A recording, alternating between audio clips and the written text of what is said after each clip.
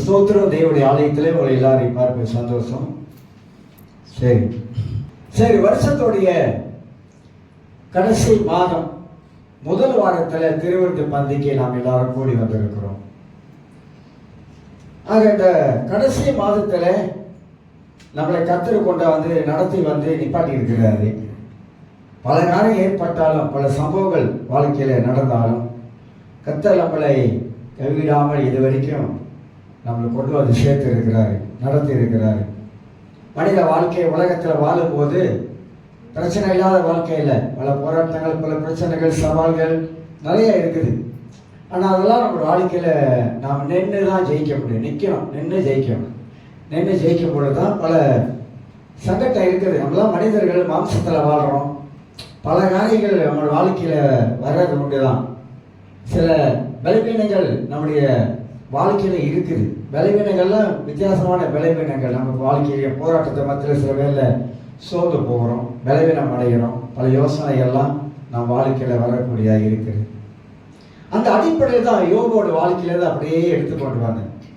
யோகோட வாழ்க்கையில் அப்படி எடுக்கும்போது, அதாவது மனசோர்வு, அதை பற்றி தான் எடுத்தேன். இவ்வளோ காலமாக அதான் பேசிட்டு வரேன். மனசோர்வு எதனால ஒரு மனிதனுக்கு மனசோர்வு வருகிறது? யோகோட வாழ்க்கையில எப்படியெல்லாம் அவன் சோர்ந்து இருப்பான், பலவீனப்பட்டிருப்பான் அப்படின்னு சில காரியங்கள் தொட்டு தான் பேசிட்டு வந்தேன்.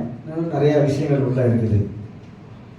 அதுக்கு அடுத்து அப்படிதான் எப்படி யோபு சன்மார்க்க, தேவனுக்கு பயந்தவன், இப்படியெல்லாம் 4 காரியம் அவனுக்கு வாழ்க்கையில இருந்தாலும் வாழ்ந்தவன் சரிஞ்சு விடணும்.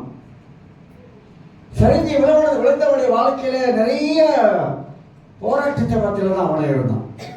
அதுபோல யோசேப்பை பற்றி பேசினேன். அந்த கடவுளுக்கு பயம் என்ற அந்த ஒரு வார்த்தையை எடுத்து யோசேப்பு தேவனுக்கு பயந்தவன் அப்படின்னு பேசி கொண்டு வந்தேன். அதுல 7 காரியங்கள்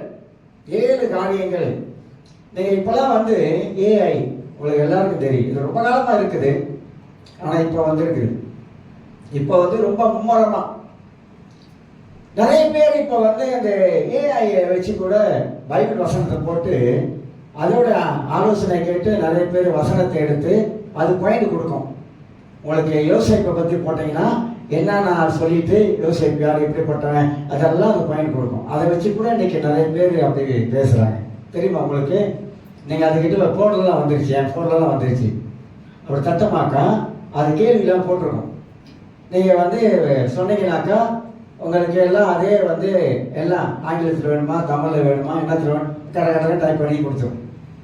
இப்போ அந்த மாதிரி கூட இப்போ யூஸ் பண்ண ஆரம்பிச்சிட்டாங்க. பைபிளை படித்து சொந்தமாக தியானம் பண்ணி ஆவியானுடைய வெளிப்பாட்டில் வர்ற காரியமெல்லாம் அப்படிலாம் போயிடுச்சு. இவர் எல்லாத்தையும் சொல்லிக் கொடுக்குறாரு, எல்லாத்தையும் கற்றுக் கொடுக்குறாரு.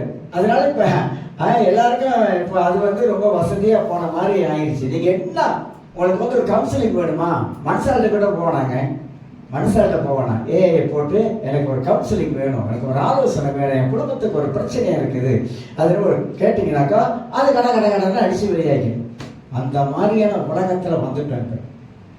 அந்த மாதிரியான உலகம் இன்னைக்கு அறிவுறுத்த ஒரு காலத்துக்குள்ளாக போயிடுச்சு. அதனால தான் மக்கள் பாருங்க பெரும்பாலுமாக மனிதர்கள்கிட்ட கேட்குற ஐடியாலாம் இன்னைக்கு இல்லவே இல்லாமல் போயிடுச்சு. இப்போ அதுக்கிட்ட கேட்குறாங்க. நீ அதுக்கிட்ட கேட்டு பாருங்க, எது உண்மையான மதம் கேட்டு பாருங்க, அது சொல்லு கிறிஸ்தவ மதம் தான் உண்மையான மதம், அதே சொல்லுது. நீ நல்லமையா அதான் நல்லதா கெட்டதா கேட்டு பாருங்க, நல்லது இல்லை கெட்டதுன்னு அதே சொல்லு, அது கெட்டது அப்படின்னு. அதை தான் நீங்கள் நிறைய பேர் பார்த்துக்கிட்டு உட்காந்துக்கிட்டு எல்லாம் இருக்கிறோம். சரி, யோசேப்புடைய 7 காரியங்கள் நான் சொன்னேன். முதலாவது நான் சொல்லும்போது யோசேப்பு ஞானம் உள்ளவன் அப்படி என்று பேசினேன். 2வது யோசேப்பு தேவ பயம் உள்ளவன் அப்படின்னு பேசினேன். 3வது நான் போன வாரத்தெல்லாம் 2 வாரம் பேசினேன், அதை தொடர்ந்து பேச வேணாம்னு நிப்பாட்டிட்டேன். யோசேப்பு பரிசுத்த வாழ்க்கை வாழ்ந்தவன் அப்படின்னு பேசினேன். இன்றைக்கு 4வதாக யோசேப்பு நல்ல எண்ணம் உள்ளவன். அதை தான் எடுத்து உங்களுக்கு சுருக்கமாக காட்ட பிரயாசப்படுகிறேன். யோசேப்பு எப்படி நல்ல எண்ணம் உள்ளவனாக இருந்தான்? ரட்சிக்கப்பட்ட நம்முடைய வாழ்க்கையில நல்ல எண்ணங்களை நம்ம வாழ்க்கையில நாம் வைத்துக் கொள்ள வேண்டும். நல்ல எண்ணங்கள் நல்ல வாழ்க்கையை தரும். நல்ல எண்ணங்கள் நல்ல ஆரோக்கியத்தை உண்டாகும். நல்ல எண்ணங்கள் நம்முடைய வாழ்க்கையை ஒரு உயரமான நிலைமைக்கு நம்மளை கொண்டு போகும். நல்லதுக்கு கெட்டதுக்கு நிறைய வித்தியாசம் இருக்குது. கெட்ட எண்ணங்கள் எல்லாம் எப்படி வேலை செய்யுது, நல்ல எண்ணங்கள் எப்படி நமக்குள்ளாக கிரியை செய்கிறது. நல்ல எண்ணங்கள் எல்லாம் பரிசுத்த ஆவியானவர் மூலமாக நமக்கு வருகிறது. பரிசுத்த ஆவியானவர் நமக்கு வசனத்தின் மூலமாக நல்ல எண்ணங்களை தந்து கொண்டே இருப்பார். இந்த நல்ல எண்ணங்கள் தான் நம்முடைய வாழ்க்கையில நல்லவைகளை கற்றுக்கொள்ள உதவி செய்கிறது. நல்ல எண்ணங்கள். அப்ப யோசிப்புக்கு நல்ல எண்ணம் இருந்துச்சா அப்படின்னு பார்த்தீங்கன்னா, இதெல்லாம் நான் சொந்தமா ஸ்டடி பண்ணேன். சொந்தமா உட்கார்ந்து ஸ்டடி பண்ணி யோசித்து சிந்தித்து வாழ்க்கையில என்னென்ன இருந்துச்சுன்னு சொல்லி அப்படி அலசி பார்த்தது. அவனுக்கு எப்படி நல்ல எண்ணம் இருந்துச்சு அப்படின்னாக்கா, யோசேப்பின் சகோதரரை பத்தி நமக்கு நல்லா தெரியும். கானான்ல பஞ்சகாலம் வந்துருச்சு, எகிப்துக்கெல்லாம் வர்றாங்க, எல்லாம் பல நாட்டில் தானியம் வாங்குறாங்க. ஆனா யோசேப்பின் சகோதரர்கள் வர்றாங்க, 20 வருஷம் மேலாச்சு. யோசேப்பின் சகோதரர்கள் யோசேப்பை மறந்துட்டானுங்க. ஆனா யோசேப்பு மறக்கல. யோசேப்பு சகோதரர்களே அடையாளம் காணப்பட்டான். ஆனா அப்படி வந்தாலும் அவனுக்குள்ள எப்படி ஒரு நல்ல எண்ணம் வந்துச்சுன்னா, அவன் நினைச்சிருந்தான்னா அவன் என்ன பண்ணிருக்கலாம், பழி வாங்கியிருக்கலாம். கெட்ட எண்ணம் உள்ளவங்க தான் பழிக்கு பழின்னுவாங்க. பல்லுக்கு பல், கண்ணுக்கு கண் அப்படின்னு பைபிள்ல இருக்கு. இந்த கெட்ட எண்ணம் உள்ளவங்க எதிர்பதமாகவே எப்போது வேலை செய்வாங்க.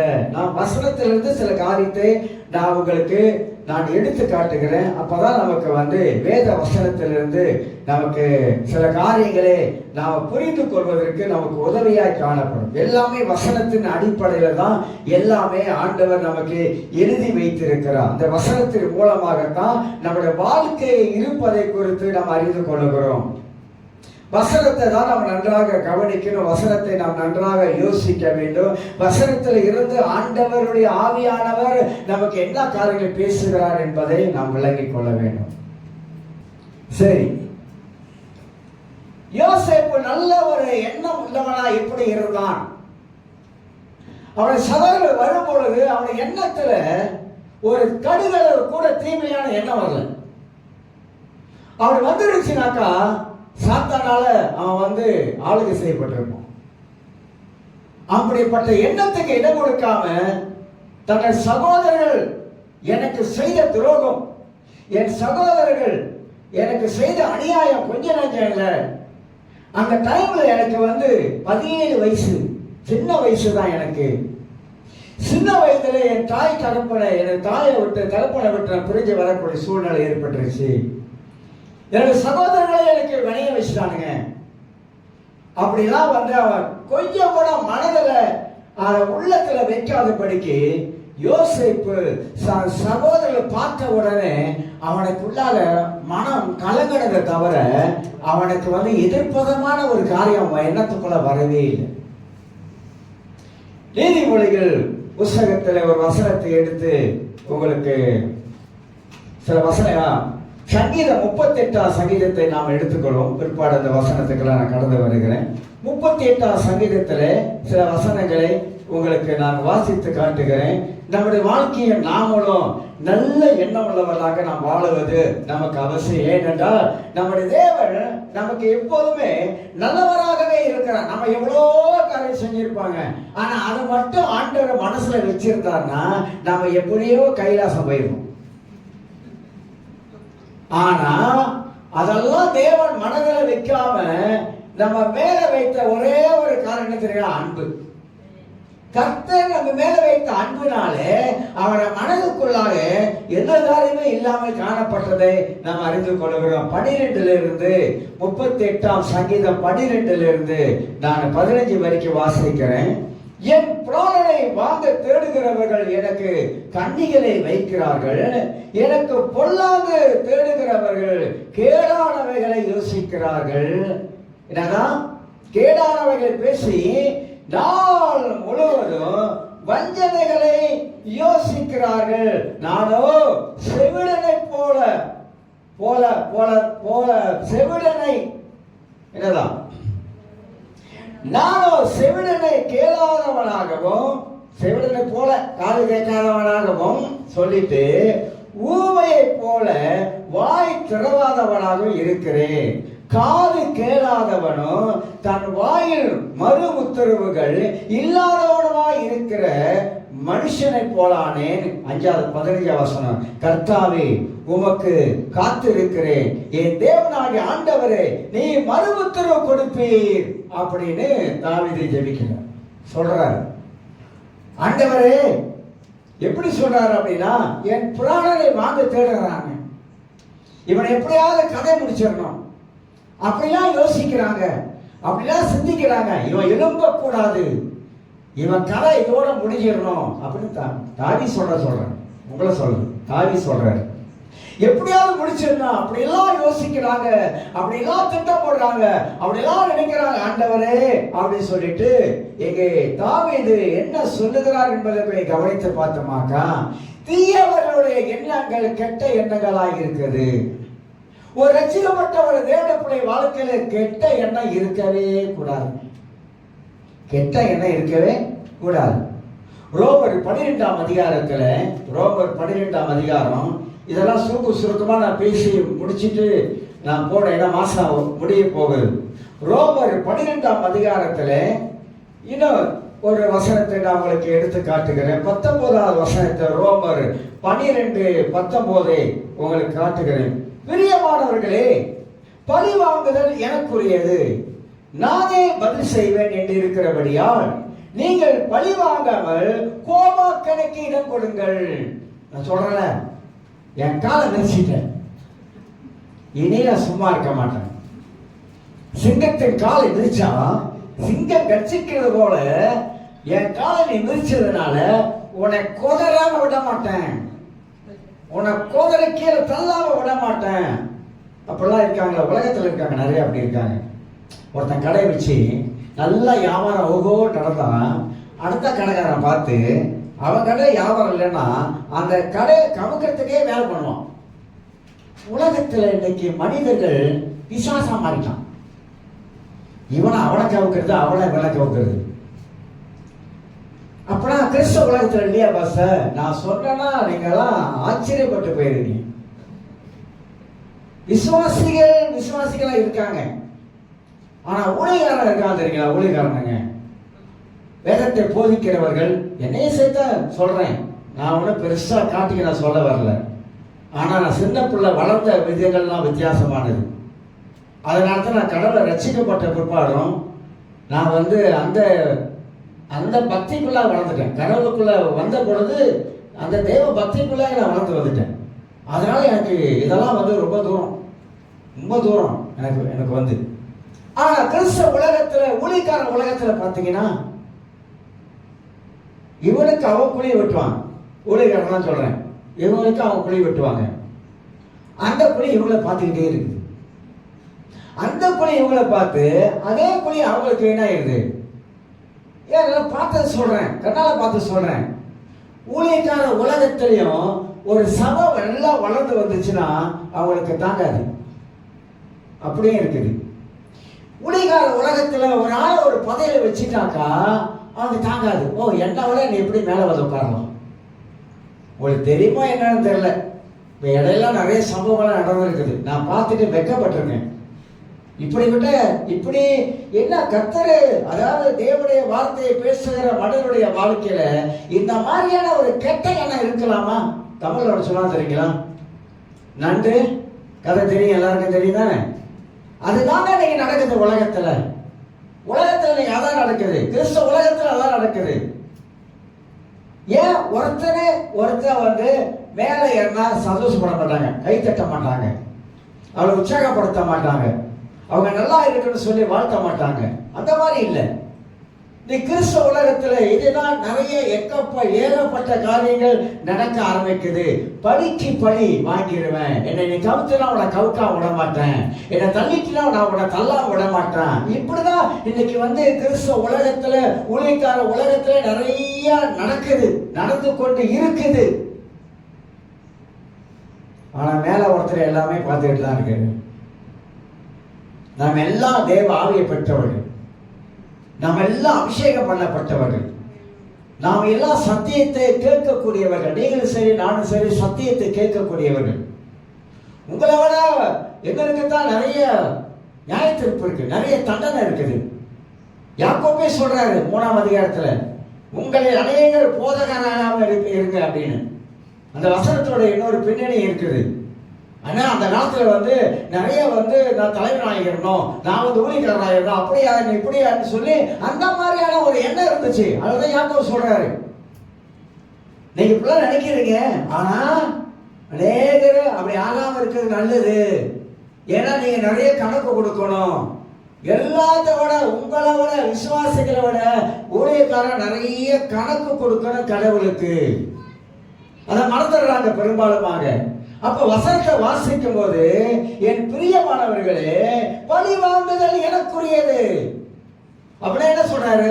கர்த்தருக்குரியதை நீ எடுக்காத, நீ எடுத்து நியாயம் தீர்க்காத, நீ எடுத்து மற்றவங்களை பழி வாங்காத.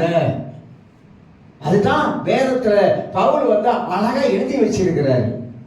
அப்ப நல்லா அறிந்து கொள்ள வேண்டும், நம்ம வாழ்க்கையில யோசேப்பு மாதிரி நமக்கு ஒரு நல்ல எண்ணம் இருக்கிறோம் ஒண்ணு. ரெண்டாவது, கிறிஸ்துவின் சிந்தை. கிறிஸ்துவின் சிந்தை எப்படி இருக்கிறதோ அந்த மாதிரி இயேசுடைய சிந்தையை நம் வாழ்க்கையில அச்சு அடையாளமா தரித்து கொள்ளணும். அதுக்கு பைபிளை நாம் படிக்கும் பொழுதுதான், பைபிளை படிக்கும் பொழுது எத்தனையோ விதங்கள்ல வேத வசனத்தின் மூலமாக பரிசுத்த ஆவியானவர் நாம் உள்ளத்துல சுருக்கு சுருக்கு சுருக்குன்னு குத்தி இருக்கிறார், சுருக்கு சுருக்கு உணர்த்தி இருக்கிறார்.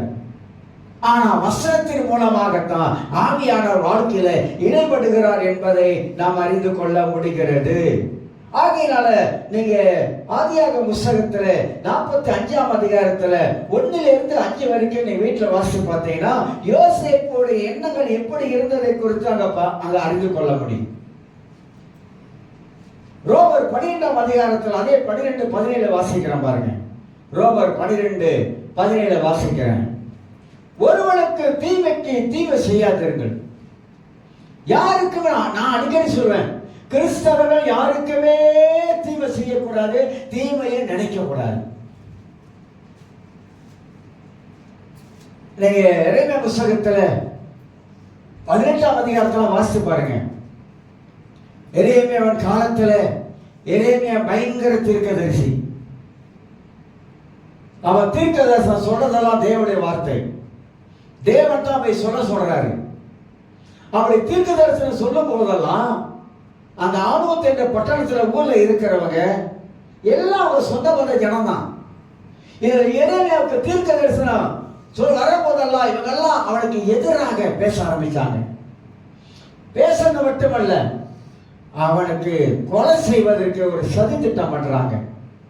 அப்பனா அவனை முடிச்சிருந்த கதை, இவன் எப்ப பார்த்தாலும் நமக்கு விரோதமாகவே அவன் நிக்கிறான், பேசுறான் அப்படின்னு சொல்லிட்டு கெட்ட எண்ணம். பைபிள் வாசனம் நமக்கு தெரியும். அப்ப தீய ஆலோசனைகள் எங்க இருந்து வருகிறது? தேவனிடத்தில் வருவதே கிடையாது. அதனாலதான் நம்ம சிந்திக்கும் போதெல்லாம், நம்ம யோசிக்கும் போதெல்லாம் ஆவியானோட ஒத்தாசையை நாடணும், பரிசுத்தான ஒத்தாசை நாடணும். ஆவியானவரே என் எண்ணத்துக்குள்ள அவருடைய வார்த்தையை போடுங்க, பரிசுத்த ஆவியானவரே என் எண்ணத்துக்குள்ளாக நீங்க திரும்பி செய்யுங்க, பரிசுத்த ஆவியானவரே என் எண்ணத்தை வேலி அடைங்க, பரிசுத்த ஆவியானவரே நல்ல சிந்தைகளை நிரப்புங்க, நல்ல எண்ணங்களை எனக்கு நிரப்புங்க. யோசேப்பு நல்ல எண்ணம் உள்ளவனாயிருந்தான். இன்னொரு வசனத்தை உங்களுக்கு நான் வாசித்து காட்டுகிறேன். உபாகம புத்தகத்துல 32ஆம் அதிகாரத்துல, உபாகம புத்தகம் எங்கெல்லாம் வசனம், பழைய ஏற்பாடு புதிய ஏற்பாட்டுல எல்லாம் தேவனுடைய வார்த்தைகள் எப்படியெல்லாம் எழுதப்பட்டிருக்கிறது என்பதை நாம் அறிந்து கொள்ள வேண்டும். அப்ப யோசேப்பு நல்ல எண்ணம் உள்ளவனா இருக்கக்கூடும் என்றால் வசனம் நமக்கு என்ன போதிக்கிறது என்பதை குறித்து நல்ல எண்ணத்தை நம் வாழ்க்கையில நாம் வைத்துக் கொள்வது நமக்கு நலமாய் காணப்படும். ஒரு அலையை சொல்லுங்க பார்க்கலாம். அலையிலியா உபாகம் 32ஆம் அதிகாரத்துல 35ஆம் வசனத்தை நான் உங்களுக்கு வாசித்து காட்டுகிறேன். 35ஆம் வசனத்துல, பழி வாங்குவதும் பதில் அளிப்பதும் எனக்குரியது. யாருக்குரியதா? தேவனுக்குரியது. பழி வாங்குவதும் பதில் அளிப்பதும் எனக்குரியது. நீங்க அதை தலையிடக்கூடாது. ஏற்ற காலத்திலே அவருடைய கால்கள் தள்ளாடும். வசனம் பாருங்க எவ்வளவு பயங்கரமா இது. ஏற்ற காலத்துல, காலம் வரல ஆனா வரும். அந்த ஏற்ற காலத்துல அப்பொழுது அவங்க கால் தள்ளாடும். கால் தள்ளாடுதுன்னா என்ன அர்த்தம்? என்ன அர்த்தம்? நல்லாதான் நின்னேன், நல்லாதான் நடந்த, நல்லாதான் ஓடல, ஆனா இப்போ உன்னால நடக்க முடியாத அளவுக்கு ஆயிடுச்சு, கால் தள்ளாடும் அப்படின்னு சொல்லிட்டு அவர்களுடைய ஆபத்து நாள் சமீபமாக இருக்கிறது, அவர்களுக்கு நேரிடும் காரியங்கள் தீவிரித்து வரும். ஆண்டவர் என்ன சொல்றா?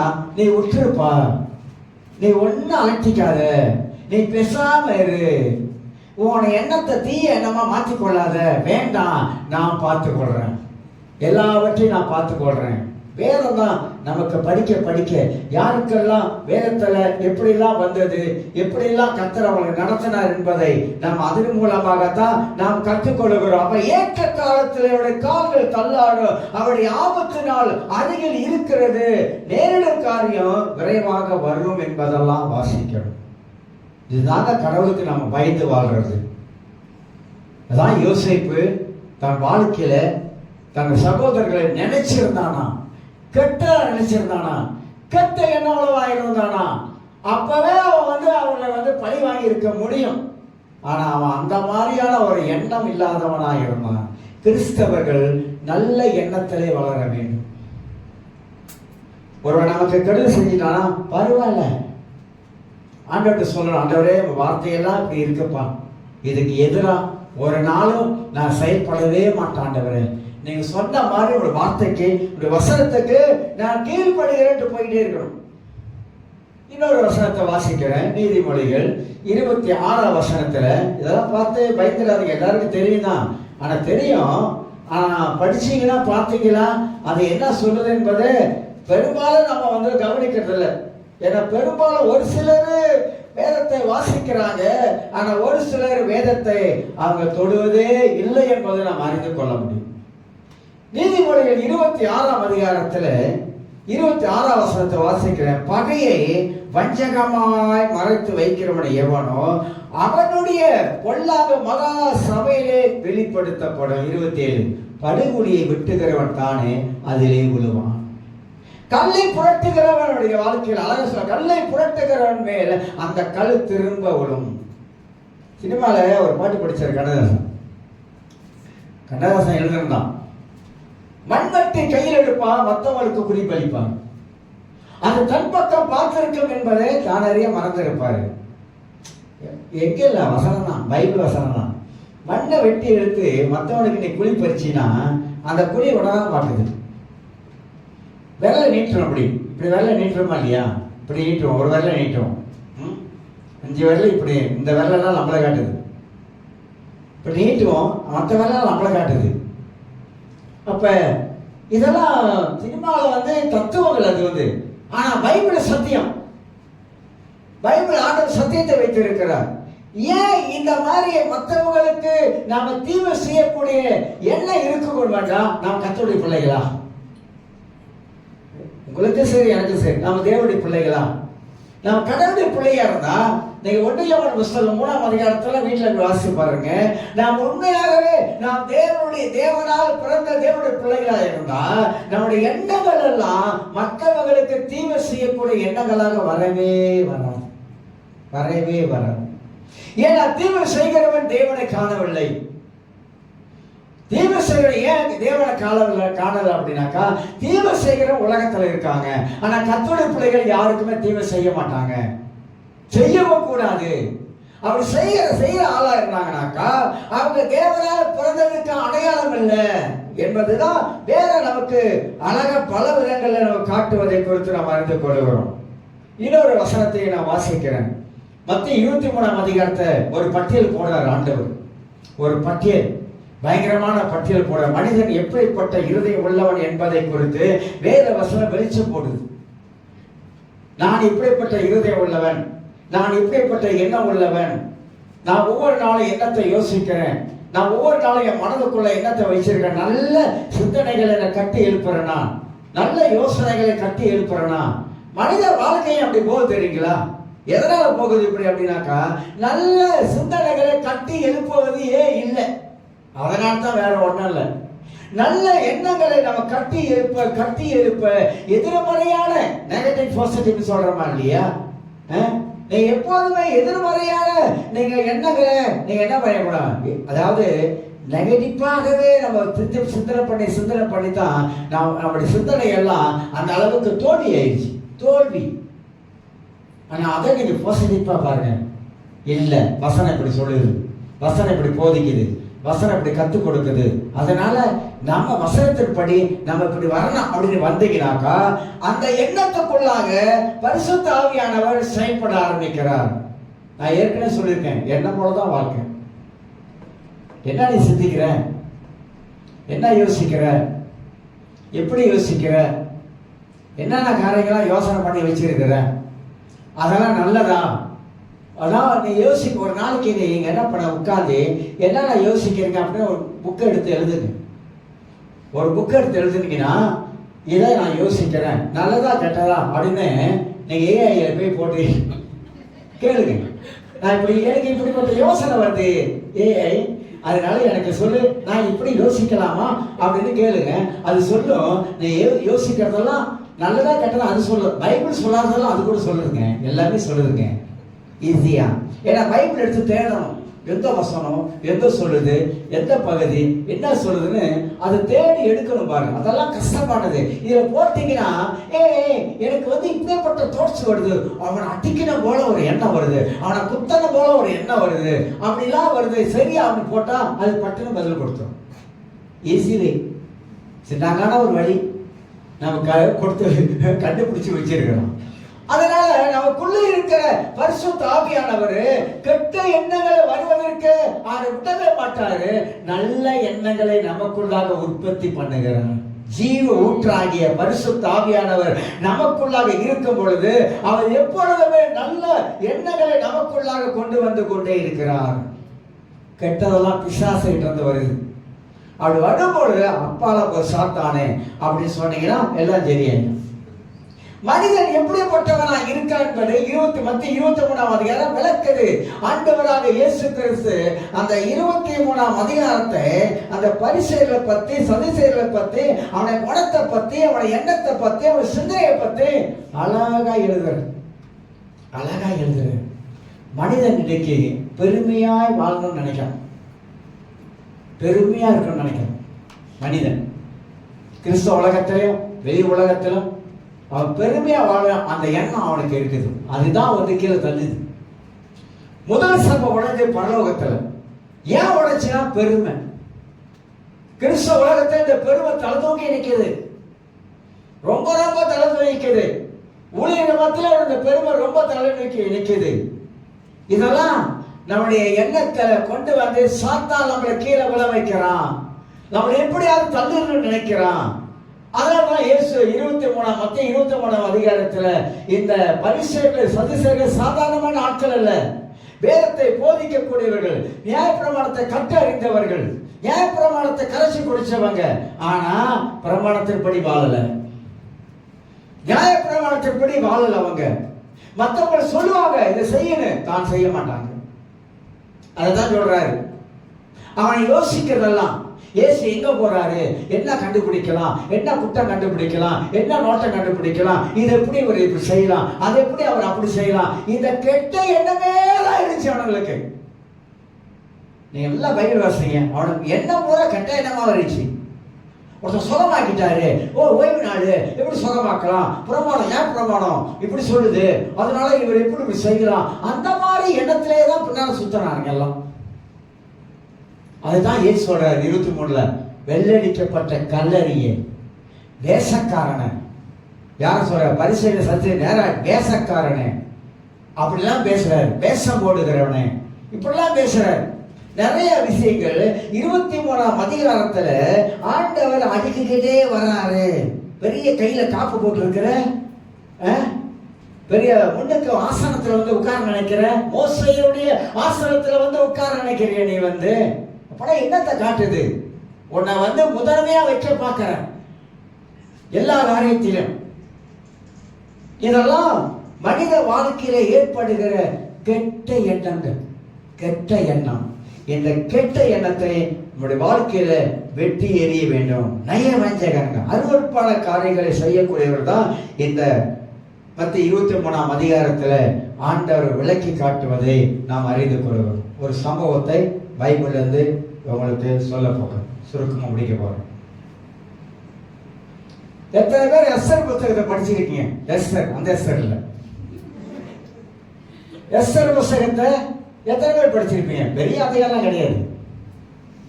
எஸ்தர் புத்தகத்தை படிக்கும் போது அங்க தேவ காரியம் ஒண்ணு இல்லாத மாதிரி தான் தெரியும். எஸ்தர் புத்தகம் படிச்சீங்க, மொர்தெக்கா, எஸ்தர், ஆமானு எல்லாம் படிச்சு பார்த்துருக்கீங்களா? ஆகாஸ்வேர் ராஜா, 4 பேர் முக்கியமானவங்க இருக்காங்க. படிக்கணுங்க, படிக்கணும், அதெல்லாம் படிக்கணும். பழைய ஏற்பாடு பெரும்பாலும் தொட மாட்டாங்களா வாழ்க்கை? புதிய ஏற்பாடே தொடல. புதிய ஏற்பாடே சில பேருக்கு தெரியல. இப்போ பழைய ஏற்பாடு மட்டும் எங்க தெரிய போகுது? எஸ்தர் புஸ்தகம் அருமையான ஒரு புஸ்தகம். எஸ்தர் புஸ்தகத்துல ஆமான் என்ற ஒரு மனிதன் இருக்கிறான், பொல்லாதவன், கெட்ட எண்ணம் உள்ளவன். மொர்தெக்கை என்ற ஒரு மனிதன் இருக்கிறான், அவன் நல்லவன், யூதர்களுக்காக, யூதர்கள் ரட்சிப்புக்காக காத்து இருக்கிறான். எஸ்தர் என்ற ஒரு ராஜாத்தி இருக்கிறாங்க. அந்த எஸ்தர் ராஜாத்தின் மூலமாக ஆண்டவர் பெரிய பிளான் வச்சிருக்காரு, தேவ திட்டம் வச்சிருக்காரு. பைபிளை வாசித்தா கடவுள் எப்படிலாம் திட்டம் போடுறாரு, எப்படி தேவ சித்தம் விளங்குகிறது, கடவுள் சித்தம் எப்படி கொண்டு போகிறது என்பதெல்லாம் தெளிவா விளங்கி கொள்ளலாங்க, ஆரம்பியா விளங்கி கொள்ளலாம். ஆனா எஸ்தர் புஸ்தகத்துல நாம் பார்க்கும் பொழுது எஸ்தர் ராஜாத்தி கிட்ட கர்த்தருடைய ஆவியான அற்புதமாக வேலை செய்ய ஆரம்பிக்கிறாரு.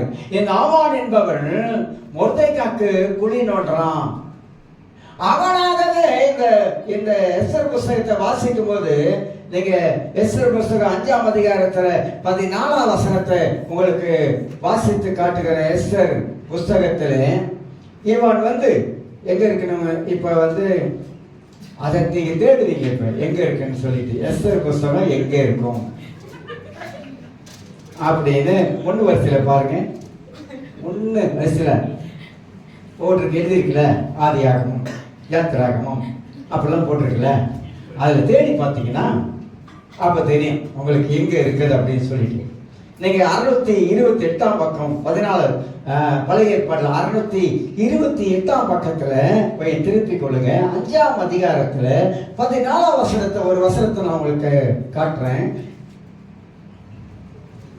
5:14. அப்பொழுது அவன் மனைவியாக சிரேஷம் அவனுடைய சிநேகிதர் எல்லாரும் அவனை பார்த்து 50 முழ உயரமான ஒரு தூக்கு மரம் செய்யப்பட வேண்டும், அதிலே மொர்தெக்காயை தூக்கில் போடப்படி நாளைய தினம் நீ ராஜாவுக்கு சொல்ல வேண்டும். பின்பு சந்தோஷமாய் ராஜாவுடனே கூட விருந்துக்கு போகலாம் என்றார்கள். இந்த காரியம் ஆமானுக்கு நன்றாய் கண்டதினால் தூக்கு மரத்தை செய்வித்தான். யாருக்கு யாரு குழி நோண்டுறான்? இப்ப மொர்தெக்காக்கு ஆமான் குழி நோண்டுறான். எப்படி குழி நோண்டுறான்? தூக்கு மரத்தை அவன் செய்கிறான். யாரு? ஆமா, இந்த மொர்தெக்காவை கொண்டு போய் தூக்கல போடணும். அது பெரிய சம்பவம். ஆனா நடக்கல, கர்த்தர் நடக்க விடல. யாரு தூக்க தொங்க வேண்டும் என்று தூக்க மரத்தை செஞ்சானோ செஞ்சவன் தூக்கலுக்கு போனான். இதுதாங்க நம்ம வாழ்க்கையில கர்த்தர் செய்கிறது.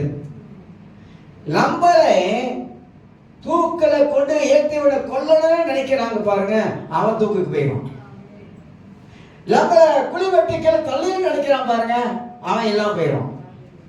இதெல்லாம் கர்த்தரே செய்வாரு. அதுக்கு தான் சொல்றேன், அமைதியா இருக்கணும். அமைதியா இருக்கும். அவன் இப்படி பண்றான், அவன் அப்படி பண்றான், அவன் இப்படி பண்றான், இப்படி ஒடுக்குறான், அந்த மாதிரி பண்றான், இந்த மாதிரி பேசுறாங்க, அப்படி பேசுறாங்க, இந்த மாதிரி பேசுறான். ஒன்னு விட்டுருங்க, பேச வேண்டியவர்கிட்ட போய் உட்கார்ந்து பேசுங்க. அதை விட்டு நம்ம போயிட்டு என்ன பண்ணக்கூடாது? நம்முடைய பலத்தை வச்சுக்கிட்டு, நம்முடைய குருவி மூளையை வச்சுக்கிட்டு, நம்முடைய குருவி ஞானத்தை வச்சுக்கிட்டு நம்ம போயிட்டு ஆண்டவரே அப்படி தாவி சொல்றாங்க, ஆண்டவரே துன்மார்க்கனே நீங்க விடாதீங்க, துன்மார்க்கன் எனக்கு முன்பாக இருக்கிறான் ஆண்டவரே, அவனை அழிச்சிருங்க அப்படின்னு ஜெபம் பண்ணீங்கன்னா அது பேய்க்கும். இல்லை பாஸ்டர், பைபிள் தான் எழுதியிருக்குது. பழைய ஏற்பாட்டில் தாவீது பண்ற ஜெபத்தெல்லாம் நீங்க எடுத்து பண்ணிவிடாதீங்க. அந்த தாவீது வாழ்ந்த காலம் யுத்த காலம், அவனுக்கு எதிரிகள் இருந்தாங்க. ஆனா புதிய ஏற்பாட்டில் இயேசு மத்திய 5ஆம் அதிகாரத்தில் 44 எதிரிகளை நேசிங்க. பழைய ஏற்பாட்டில் வேற, புதிய ஏற்பாட்டில் வேற. ரொம்ப பேர் என்ன சொன்னாங்கன்னாக்கா, இல்ல ஆண்டவர் முறிக்கணும், காலை உடைக்கணும், ஆண்டவர் நான் ஜெபிக்கிற ஆண்டவர், கார்ல போகும்போது காரை அட்டிப்பட்டு அவன் அங்கேயே தலை முடியும் ஆண்டவர். ஏன் தெரியுமா? இவங்களுக்குள்ள இருக்கிற அந்த அந்த ஆத்திரம், அந்த ஆவேசம், அந்த ஆவி எல்லாம் ஜெபத்துல போய் கடவுள் சொல்லும் போது பேய் கையை தட்டி சிரிப்பான். பேய் கையை தட்டி சிரிப்பான். அந்த ஜெபம் சரியில்லாத ஜெபம். அந்த ஜெபத்தை யாருமே செய்யக்கூடாது. கிறிஸ்தவங்க அவன் எதிரியா இருக்கலாம், அவன் நமக்கு துரோகம் பண்ணிருக்கலாம். ஆண்டவரே அவனை ஆசீர்வதிக்க ஆண்டவரே. புதிய ஏற்பாடு சொல்லுது அவனை ஆசீர்வதிக்க சொல்லுது. ஆண்டவரே நீங்க சொன்னீங்க ஆசீர்வதிக்க சொன்னீங்க ஆண்டவரே, நீங்க ஆசீர்வதிக்க ஆசீர்வதிக்க ஆசீர்வதிக்க சொன்னா கடவுளுக்கு கோபத்தை முட்டுறீங்க. நான் பொய்ய சொல்றேன், பைபிள தான் சொல்றேங்க. தேவனுக்கு கோபத்தை மூட்ட சொல்றாரு, அப்பதான் திரும்ப வரான் அவரு. அதை விட்டுட்டு அவனை அடிங்க, அவனை உடைங்க அப்படின்னா அவருக்கு கோபம் வராது. ஏன்னா நீங்க தான் என்ன பண்றீங்க, தவறான ஒரு ஜெபத்தை செய்யறீங்க. செய்யக்கூடாது. மற்றவனை ஆசீர்வதிங்க, அவன் கெட்டவனை நல்லவனை ஆசீர்வதிங்க. நம்ம வாயில ஆசீர்வதிக்கிற வார்த்தையை தவிர சபிக்கிற வார்த்தையோ நாசமா போகலாம். அந்த காலத்துல எஸ்டேட்ல சண்டை வந்துச்சுன்னா பாத்துருக்கீங்களா? மண்டை மாதிரி அடிப்பாங்க, உருப்பிட மாட்டானே அப்படியே மண்டை மாதிரி அடிப்பாங்க. பார்த்துருக்கீங்களா? நான் பார்த்துருக்கேன், எஸ்டேட்ல வளர்ந்தால எனக்கு தெரியும். அந்த மாதிரி இல்லை நம்ம. ஆனா தேவனுடைய ஆவியானவர் நமக்குள்ள இருப்பதனால மற்றவர்களை ஆவியான சொல்ற, நீ ஆசீர்வதி ஆசீர்வதி ஆசீர்வதி. அவன் எப்பேற்பட்ட மனிதனாகிதான் பரவாயில்ல, உன் வாயில வருவதெல்லாம் ஆசீர்வதி ஆசீர்வதி என்ற வார்த்தை மட்டும் சொல்லு. அதுக்கு பிறகு நான் பார்த்துக்கிறேன். பழி வாங்குவது என்னுடைய இது, நான் பழி செய்வேன். நீ போய் முட்டிக்காத, உன் மண்டையை போய் வீங்கி வச்சுக்காத, என்கிட்ட விட்டு. நான் செய்ய வேண்டிய வேலை நான் செய்கிறேன், நீ செய்ய வேண்டிய வேலை மட்டும் நீ செய்யு வேதம் சொல்லுகிறது. ஆமான் கெட்ட எண்ணம் உள்ளவன், கெட்ட சிந்தை உள்ளவன். அவன் மொர்தெக்காயை கொலை பண்ண பார்த்தான். யூதர்களை அழிக்க நினைக்கக்கூடிய எண்ணம் உள்ளவன், கெட்ட எண்ணம் இருந்தது. யூதர்களை அழிச்சிடணும். ஆகாஷ் வேறு அரசாண்ட 127 நாடுகளை அரசாண்டா, லெட்டரை எழுதி அனுப்புறான், எல்லா யூதர்களும் சாவடிக்க கெட்ட எண்ணம் உள்ளவன். கடைசியா யார் போனா? நான் சொல்றேன், கர்த்தர் நம்மோடு இருந்தால். மோசே சொல்றார், தேவன் பக்கம் நிக்கிறவங்களா வாங்கன்றாரு. ஏன்னா பூமி பொழுது 1000 பேர் போயிட்டாங்க உள்ளுக்க. எல்லாம் இன்னைக்கு வரல, அன்னைக்கே வந்துருச்சு. பலாறு பிறந்துச்சு, 1000 பேர் உள்ள போயிட்டான். அப்பதான் மோசே சொல்றாரு, கர்த்தருடைய பட்சத்தில் இப்ப யார் அப்படின்னு. லேவியர் எல்லாம் அப்படின்ட்டாங்க. அப்பனா கர்த்தருடைய பட்சத்தில் நம்ம இருந்தா நமக்கு விரோதியா நிற்பவன் யார்? யாரும் விரோதியா நிற்க முடியாது. நமக்கு எதிராக யாரும் வர முடியாது.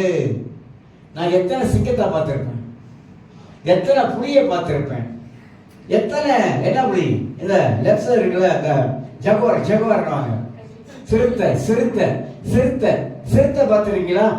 சிறுத்தைய அது ஓட்டம் பார்த்துருக்காங்க, எவ்வளோ வேகமாக ஓடுன்னு சொல்லிட்டு. எத்தனையோ பார்த்தாச்சு வாழ்க்கையில, அத்தனையும் கடவுள் சமூகத்தில் வச்சு ஜெபம் பண்ணியாச்சு. ஆனா கர்த்தர் நம்மளை ஆசீர்வதித்து தான் வச்சிருக்கிறாரு, நல்லா தான் வச்சிருக்கிறாரு. எனக்கு பின்னால் உள்ள ஆளெல்லாம் போயிட்டாங்க, எல்லாம் போய் சேர்த்துட்டாங்க. ஒவ்வொரு ஃப்ரெண்டெல்லாம் போய் பார்த்தோமாக்கா, என்ன விட அவனை பார்த்தா இந்த 90 வயசு 80 வயசு வயசான கிழவெல்லாம் எப்படி இருப்பாங்க, அந்த மாதிரி இருக்காங்க. ஏன் அப்படின்னா, நம்ம கடவுளுக்குள்ளாக இருந்து நல்ல எண்ணங்களை வளர்த்து கொண்டா, கெட்டதெல்லாம் விட்டுட்டாக்கா, ஆண்டவரே நம்மளை நீடித்த ஆயுசு நாட்களை தந்து, கர்த்தரே நம்மளை ஆசீர்வதித்து, நம்மளுடைய வாயில வர்ற வார்த்தையெல்லாம் நல்ல வார்த்தைகளால பேச பேச பேச கர்த்தர் நம்மளுக்கு நல்ல சுகத்தையும் பலத்தையும் தந்து கர்த்தர் நம்மளை அற்புதம் நடத்துவாருங்க. அதனால தான் ஆமான் மொர்தெக்காய்க்கு தூக்கு மரத்தை செஞ்சான். தூக்கு மரத்தை செஞ்சவன் தூக்குக்கே போயிட்டான். வேதம் எவ்வளோ காரியங்களை நமக்கு கற்றுக் கொடுப்பதை நாம் அறிந்து கொள்கிறோம். ஆக இந்த கால வேளையில யோசேப்பு நல்ல எண்ணம் உள்ளவன். தன் சகோதரர் செஞ்ச கொடுமையும் கொஞ்சம் நஞ்சம் இல்லை. தன் சகோதரர் செய்த தீமை கொஞ்சம் நஞ்சம் இல்லை. அவனை சாகடிக்கக்கூடிய எண்ணம் உள்ளவனாக இருந்தான். ஒரே ஒரு கனவு கண்டது மித்தமான யோசேப்பு எவ்வளோ கத்தி கதறி இருப்பான், மனம் உடைஞ்சிருப்பான், மன துக்கத்தில் இருந்திருப்பான், மன வேதனையில் இருந்திருப்பான். ஆனா எகிப்துல கர்த்தர் அவனை கொண்டு போய் உயர்த்தி வச்சார். ஆனா எல்லாம் வரானுங்க, வரிசையா வரான். Left right left right left right வரான். அண்ணன் தம்பி எல்லாம் அப்படியே வரிசையா வரான். யோசேப்பு வரும்போதே பார்த்த உடனே அவனுக்கு ஆங்காரம் வந்திருக்கணும், அவனுக்கு ஆத்திரம் வந்திருக்கணும், அவனுக்கு எரிச்சல் வந்திருக்கணும். படும் பாவிகளே, அநியாயக்காரன, அக்கிரமக்காரன, உன் தம்பி தானா நானு, ஆனா என்ன சாகடிக்க பார்த்தீங்களா, குளிர தள்ளுனீங்களா, என்ன என்னடா பண்ணுனீங்க, நான் என்னடா செஞ்சேன் உங்களுக்கு? இப்படிலாம் வரும்போதே நினைச்சிருந்தாங்க. அந்த மாதிரி நினைக்கவே இல்லை. நல்ல எண்ணம் உள்ளவனா அழுதான். எல்லாத்தையும் விட்டுட்டு தனியா போனான். இவங்களை பார்த்துட்டு அவனால அழுக தாங்க முடியல. அப்படிப்பட்ட மனுஷனை பார்த்துருக்கீங்களா? எதிரிகள் இவ்வளவு வேலை பண்ணி அவனுங்க யோசேப்பு போயிட்டு தனி ரூம்ல போயிட்டு கத்தி பைபிள் படிச்சு பாருங்க. அவன் அழுதது எகிப்து அரண்மனையில் கேட்குறான். எப்படி அழுதுருப்பான்? எப்படி அழுதுருப்பாங்க? எகிப்துல அரண்மனையிலே யோசேப்பு அழுகுறது கேட்குதுனாக்கா அவன் என்ன மாதிரியா சத்தம் போட்டு அழுதுருப்பான். அதே தான் தாவீதும். 1 சாமுவேல் 30ஆம் அதிகாரத்துல 6ஆம் வசனம் வாசிச்சு பாருங்க. தாவீது கூட எல்லாம் இருந்தாங்க. தாவீது கூட இருந்தவனே தான் கல் எடுத்துட்டான் அடிக்கிறது. கூட இருப்பதான் கல் எடுப்பான். வெளியில இருக்கிற எடுக்க மாட்டான். கூடயே இருந்தவனா கல் எடுத்துக்குவான் அடிக்கிறது. அந்த மாதிரி தாவீது கூட இருந்தவன் எல்லாரும் கல் எடுத்துட்டானுங்க. தாவீது பார்த்தான், என்ன செய்யறது தெரியல, அழுவதற்கு பலமில்லாத அளவுக்கு அழுதானாம். அழுகிறதுக்கு பலம் இல்லையா? யோசிக்கிறீங்க, எங்க எழுதி இருக்குது? 1 சாமுவேல்ல தான் எழுதி இருக்கு. 30ஆம் அதிகாரத்தெல்லாம் படிச்சு பார்த்தீங்கன்னா அங்கதான் எழுதி இருக்குது. அழுவதற்கு பலம் இல்லை.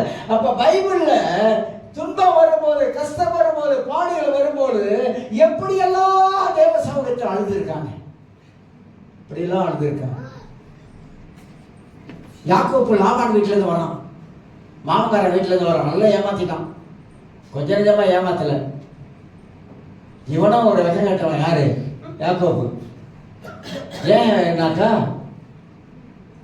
ராகியில கல்யாணம் பண்ண, லேயாலே கல்யாணம் பண்ணணும், ஏமாத்திட்டான். அதுக்காக 7 வருஷம் வேலை செய்யறான். பொண்ணுக்காக 7 வருஷம். பார்த்துருக்கீங்களா? பொண்ணை கல்யாணம் கட்டுறதுக்காக இன்னொரு 7 வருஷம் நான் வேலை செய்வேன் அப்படின்லாம் யாக்கோபு பிறந்திருக்கான். கல்யாணம் பண்ணி இப்ப அவன் ஏமாத்திட்டான். நல்லா தெரிஞ்சிருச்சு. யாக்கோபு வருகிறான், சொத்து சுகத்தோட வருகிறான். ஏசா வருகிறான், வெட்டத்துக்கு பகை. அவன் மனதுக்குள்ளாக யாக்கோபு செஞ்ச காரியம், அந்த எண்ணம் அவனுக்குள்ள இருந்திருக்குது. கெட்ட எண்ணம் இருந்திருக்கு. எப்படியாவது வெட்டிடணும், எப்படியாவது சாகடிக்கணும், என் சேஷபுத்திர பாகத்தை படிச்சுக்கிட்டானே அப்படின்னு சொல்லி வரான். யாக்கோபு தெரிஞ்சிருச்சு, நிச்சயமாக நம்மளை கொள்ளுடுவான். உடனே யாக்கோபு தேவ சமூகத்தில் விடிய விடிய விடிய விடிய விட்டல, ஆண்டவரே என்னை ஆசீர்வதிக்காதவனே, நான் விடமாட்டேன் ஆண்டவரே, என் அண்ணன் வரா, ஏசா வரா, என்னை கொள்ளுடுவான், எனக்கு நல்லா தெரியும் அப்படின்னு ஜெபத்துல போராடி அதை மேற்கொண்டான். எப்படி அழுதுருப்பான் யாக்கோபு? ஆண்டு சமூகத்தில் கண்ணீர் விட்டுருப்பான். அதே ஆண்டவர் அதே ஏசா உள்ளத்துல சமாதானத்தை கொடுத்து அண்ணன் தம்பிக்குள்ள ஒரு சமாதானத்தை கொடுப்பாங்க. கடவுள் செய்யாமல், ஆண்டவர் செய்யாமல் எந்த காரியம் நடக்கவே நடக்காது.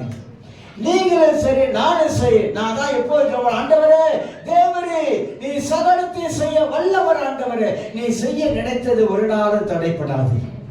நீ ஒரு நேரத்தை வச்சிருக்கீங்க, ஒரு காலத்தை வச்சிருக்கீங்க ஆண்டவர். நிச்சயமாக ஆண்டவர் அந்த நேரம், அந்த காலமோ உங்களோட கருத்துல இருக்க ஆண்டவர். அந்த நேரத்தின்படி நீங்க செய்வீங்க, அந்த காலத்தின்படி நீங்க செய்வீங்க ஆண்டவரே. தண்ணீரை திரட்சமா மாத்தினார் ஆண்டவர்.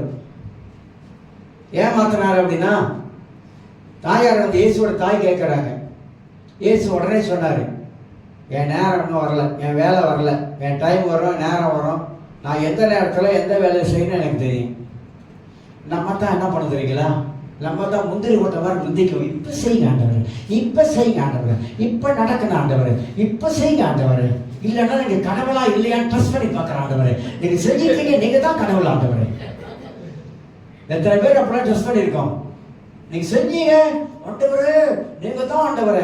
சிலர் சொல்லுவாங்க, ஆண்டவரே என் சம்பளத்தை உயர்த்துங்க ஆண்டவரே, என் வேலை இருக்கிற சம்பளத்தை உயர்த்துங்க. சம்பளத்தை உயர்த்திட்டீங்க ஆண்டவரே, நான் வந்து நிச்சயமா நான் உங்களுக்கு அதோட கூட கொடுப்பேன் ஆண்டவரே. சம்பளத்தை உயர்த்திடுவார் ஆண்டவர். சம்பளத்தை கேட்ட மாதிரி உயர்த்திட்டாரா? அப்புறம் கொடுக்கும் போது நம்ம என்ன பண்ணணும், இவ்வளவா கொடுக்கறது? மனசு என்ன சொல்லுது, இவ்வளவா கொடுக்குறோம், மாசம் மாசம் இவ்வளவா கொடுக்குறோம், வருஷத்துல எவ்வளவு கொடுத்துருக்கோம் சேர்ச்சுக்கு கணக்கு பண்ண. ரொம்ப பேர் கணக்கு பண்ற ஆள் இருக்காங்க.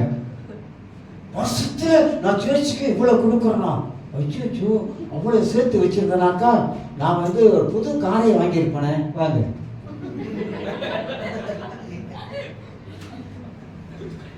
கணக்கு போட்டோம், மேல அதை விட கணக்கு போடுறவர் இருக்காரு. நம்ம வாழ்க்கையில ஆண்டவருக்கு கொடுப்பது மட்டும் ஒரு நாள் கணக்கு போடவே கூடாது. சீனா பாருங்க, நம்ம வந்து சீனா வந்து பிசினஸ்காரன். கோல்கேட் காரன் எவ்வளவு கொடுக்குறான் தெரியுமா? கேஎஃப்சி காரன் எவ்வளவு கொடுக்குறான் தெரியுமா?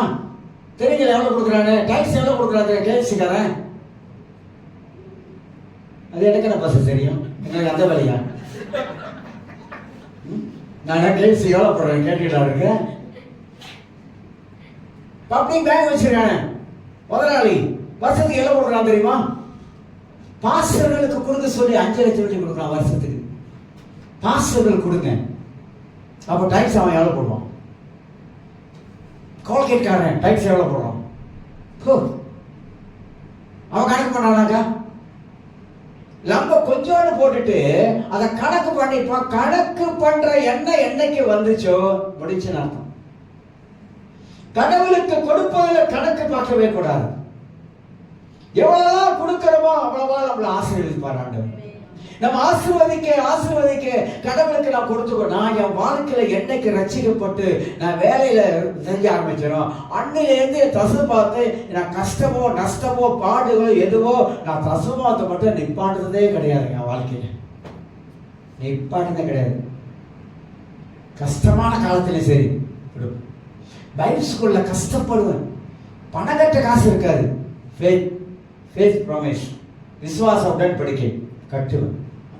நான் சொல்றேன், விசுவாசம் என்ன நினைக்கிறீங்க? விசுவாசம் என்ன நினைக்கிறீங்க? சோறு இல்லாம இருக்க தெரியுமா? அப்பதான் விசுவாசத்தை பார்க்கணும். இப்ப எல்லாம் இருக்குங்க, சாப்பாடு இருக்கு, அது இருக்கு, எல்லாம் ஜாலியிலோ சும்கானா, கையில பணம் இருக்கு, எல்லாம் இருக்கு, விசுவாசம் இருக்காது.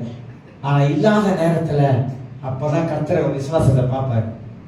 எந்த அளவுக்கு விசுவாசமா இருக்கிற அப்ப விசுவாசியே அப்படின்னு பார்த்து நம்மள கேட்கக்கூடாது. விசுவாசத்துல வாழணும்.